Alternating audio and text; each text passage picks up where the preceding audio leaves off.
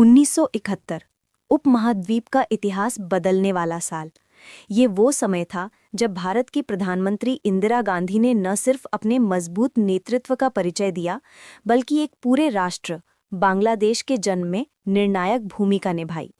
आज की इस कहानी में हम जानेंगे कि 1971 के युद्ध में इंदिरा गांधी का असली रोल क्या था, उन्होंने कौन-कौन से साहसी फैसले लिए और कैसे भारत ने दुनिया को दिखाया कि एक मजबूत नेता किसी भी संकट को अवसर में बदल सकता है।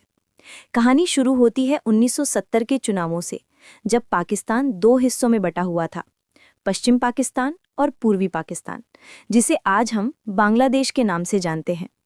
पूर्वी पाकिस्तान की आबादी ज्यादा थी और वहां के लोगों ने शेख मुजीबुर रहमान को भारी बहुमत से जिताया, लेकिन सत्ता देने से इनकार कर दिया गया।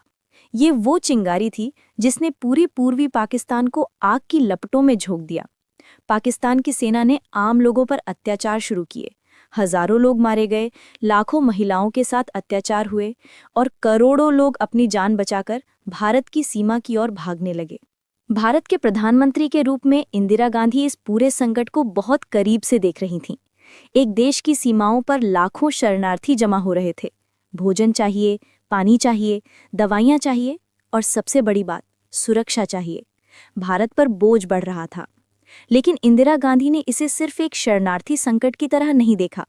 उन्होंने इसे इंसानियत, मानवाधिकार और क्षेत्रीय स्थिरता से जुड़ा गंभीर मुद्दा समझा। इंदिरा गांधी ने सबसे पहले दुनिया को इस संकट के बारे में जागरूक करने की रणनीति बनाई। वे चाहती थीं कि अंतर्राष्ट्रीय समुदाय समझे कि पाकिस्तान क्या कर रहा है और कैसे एक पूरे समुदाय को दबाया जा रहा है। उन्होंने अमेरिका, ब्रिटेन, फ्रांस, जर्मनी और दुनिया के कई देशों के नेताओं से मुलाकात की। खासकर अमेरिका के राष्ट्रपति निक्सन और उनके सलाहकार हेनरी किसिंजर इस मुद्दे पर पाकिस्तान के समर्थन में थे। लेकिन इसके बावजूद इंदिरा गांधी पीछे नहीं हटी। उन्होंने साफ कहा, ये सिर्फ भारत का मुद्दा नहीं, ये मानवता का मुद्दा है। दुनिया के कई देश शुरुआत में चुप थे, लेकिन इंदिरा गांधी की मजबूत कूटनीति ने माहौल बदल दिया।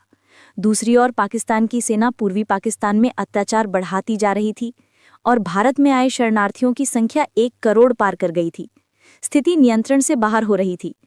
इंदिरा गांधी समझ चुकी थी कि सिर्फ बातचीत से समाधान नहीं निकलेगा, लेकिन उन्होंने युद्ध का फैसला बिना तैयारी के नहीं लिया। सबसे पहले उन्होंने सेना को पूरी तरह तैयार होने का समय दिया। जनरल